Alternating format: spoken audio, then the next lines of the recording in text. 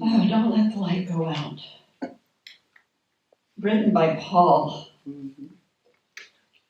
And in recognition and honor of the Jewish people and the Maccabees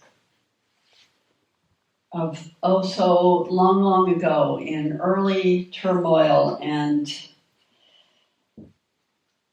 dissension, human beings being human beings, but a call for each of us to not let our light go out, to let our light shine in any moment that we can remember that we're on dim,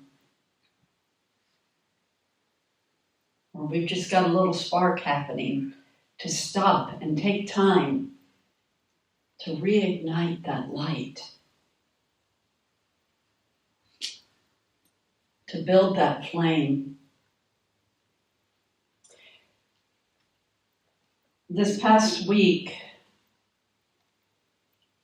there have been so many, I don't know why that's up there. Can I have the...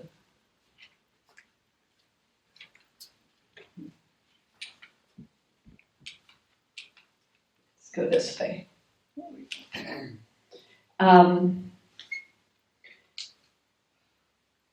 I just keep receiving so many messages of compassion just coming in right and left. And then the other day on Thursday, I think it was, I looked ahead to this week's daily word, compassion.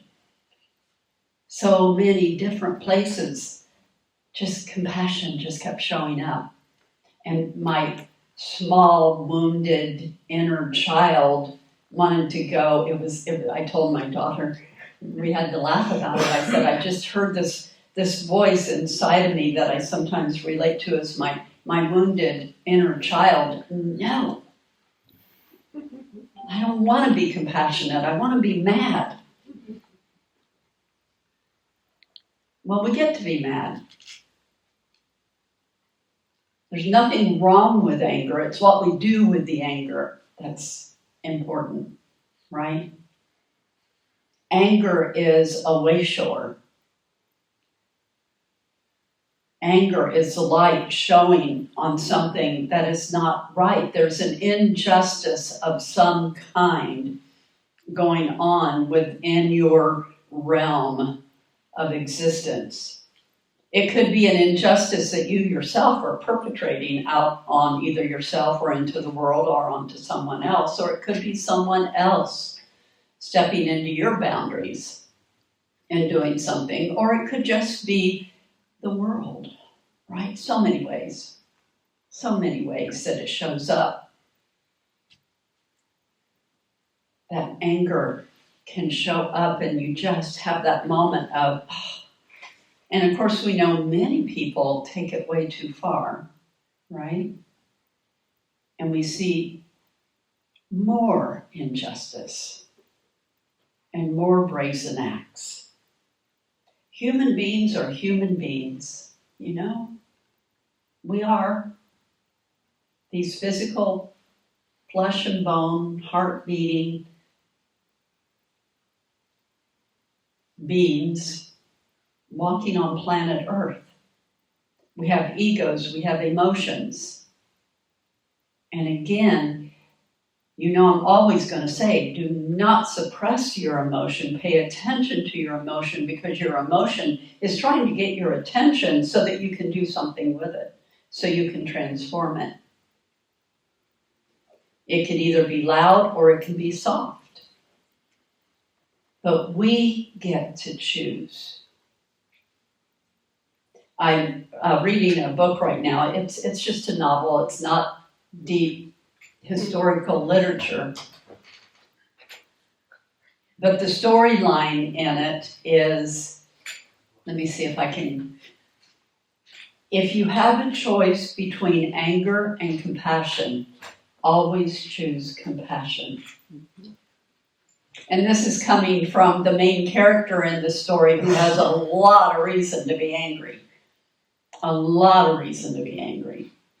And it unfolds more. I'm not at the end of the book, but I want to see how she transforms that, because even more information came out that gives her really good evidence on why she should be angry.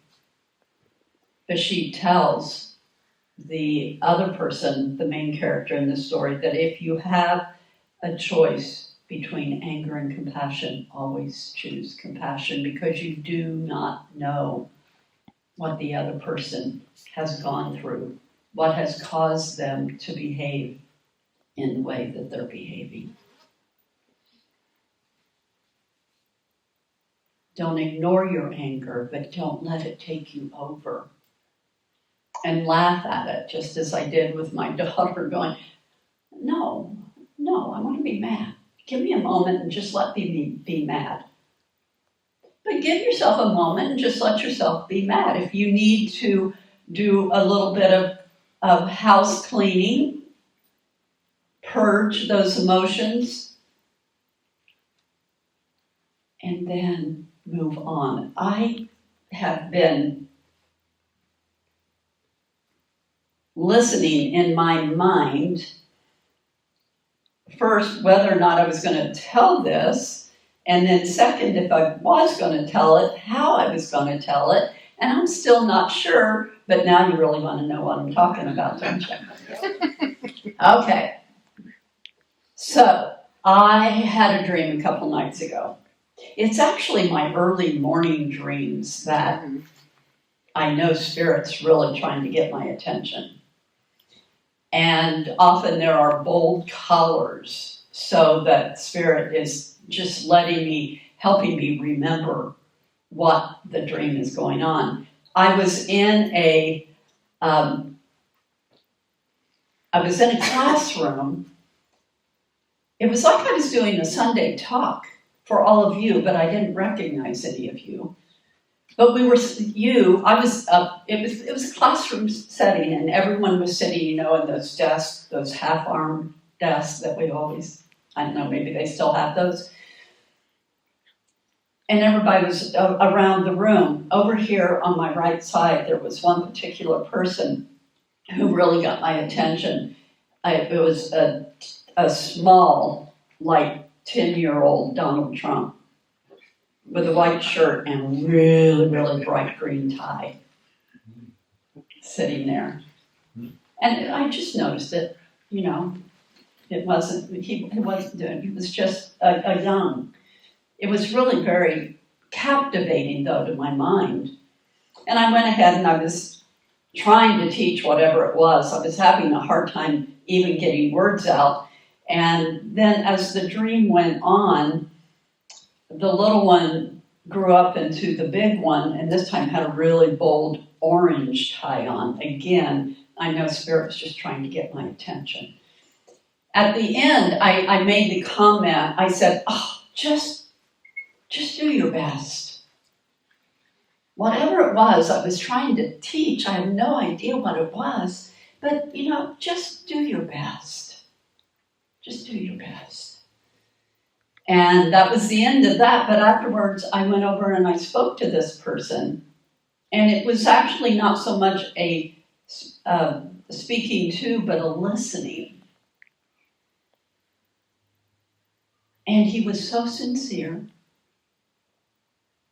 And innocence. There was such a childlike innocence that just wanted to be heard. Whatever was so deeply on his heart, just wanted to be heard. I have no idea what the conversation was. That wasn't important in the dream, I don't believe, but it was just the nature of this particular person just wanting to be heard. And I was able to stand there and be witness and not try and fix anything, not try and change anything, but just acknowledge and let them know that I saw them and I heard them.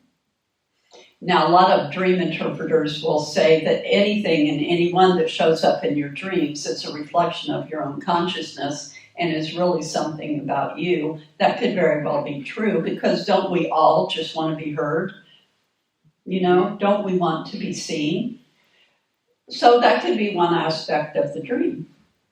But it felt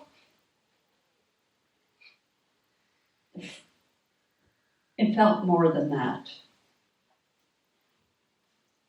And maybe it was my opportunity to have an awakening, a deepening awareness of when I just want to be angry and do something with my frustration, to move into compassion. And I really do feel like I endeavor to remember to do that. Sometimes I do it better than others. Sometimes I just get really, really sad. But to move, if you have a choice between anger and compassion, always choose compassion. Now, we do know from what we have been told that his upbringing was not one of again, I wasn't there, but from what we hear, not one of love and compassion. So there's a lot of understanding that goes with that. But what I want to say to get off of that particular subject and move on is there's always a bigger story going on than what we are aware.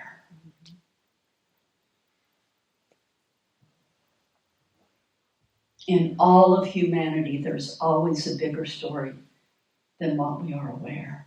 Now, that doesn't mean that we condone behavior. Hurting people is not okay.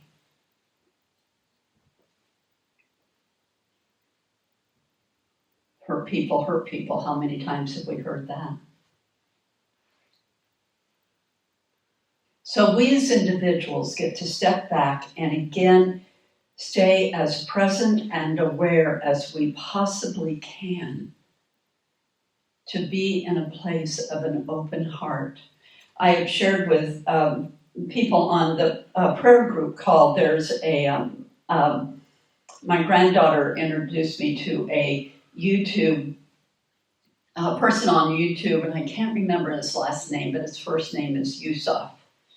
And he's a young man in his early 20s. He's Palestinian in Gaza. And they still have their home, their apartment, wherever they're living. And he is still able to get YouTube videos out.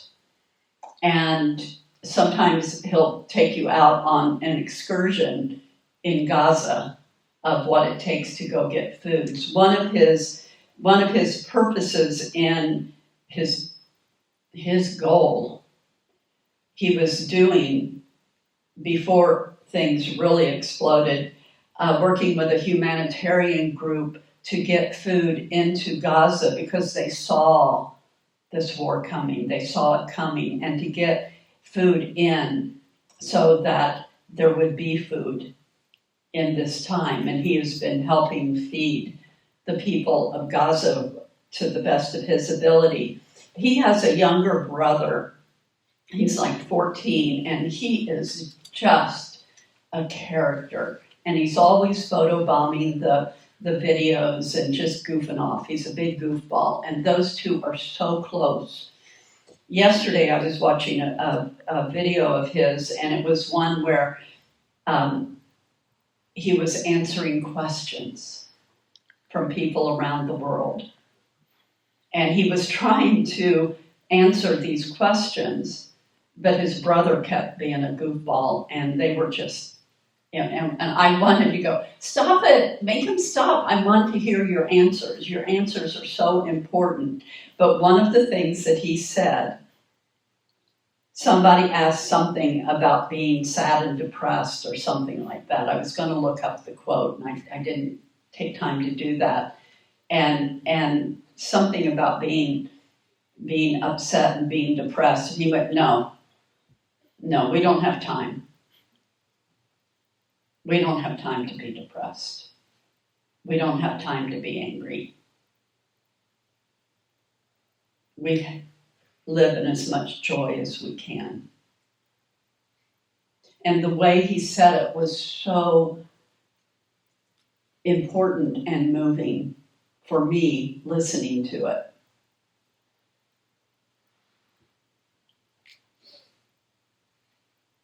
I love people that live in that realm of consciousness where they refuse to give their joy away.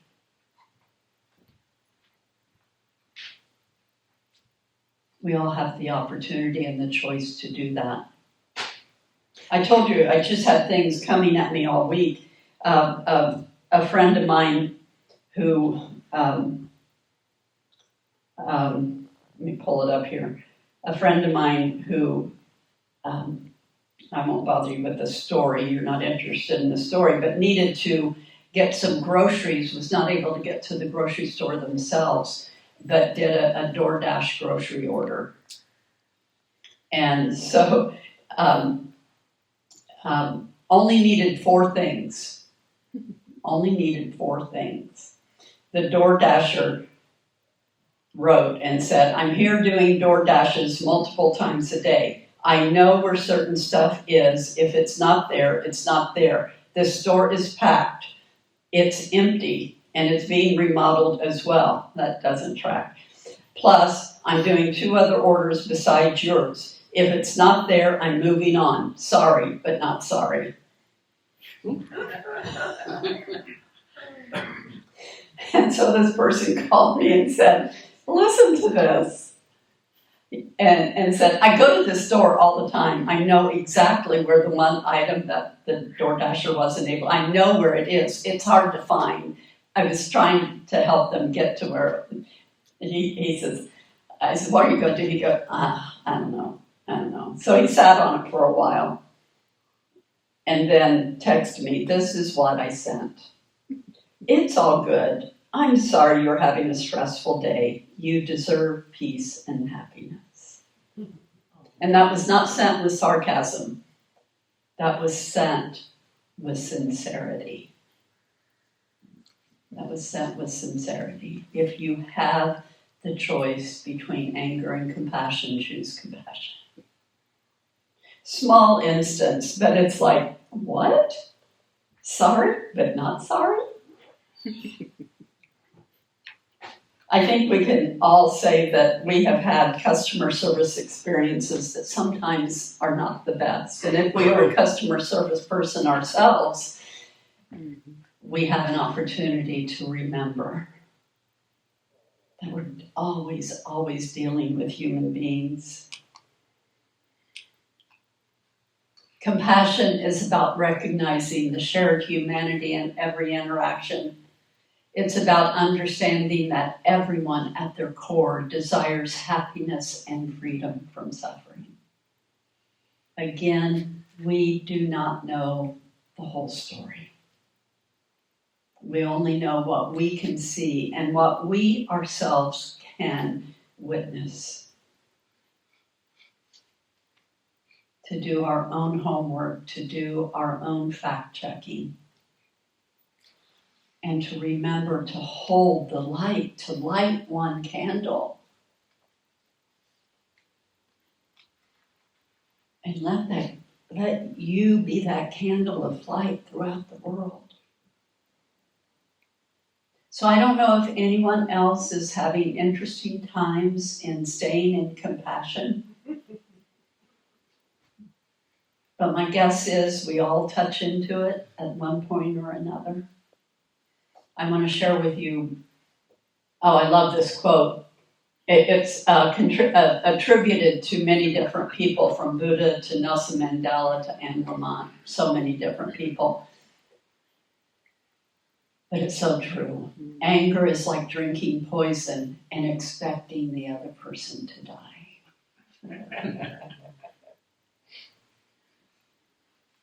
We only hurt ourselves. Myrtle Fillmore, co-founder of Unity, daily declare that your spiritual life and your world, your mental life and the world, your physical life and the world are unified, and that you are expressing harmoniously the ideas of the Christ mind on these three planes.